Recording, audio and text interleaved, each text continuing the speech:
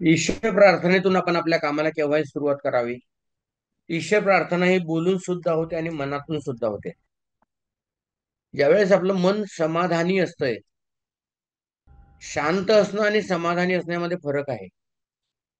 हा 10वी 12वीच्या विद्यार्थ्यांकरिता भविष्यात ज्यावेळेस आपण पेपर लिहिण्यासाठी जातो किंवा तत्पूर्वी आपण अभ्यासाला सुरुवात करतो, आपलं मन किती स्थिर आहे यावर आपण ग्रहण करतो, ग्रास्पिंग करतो, स्वीकारतो.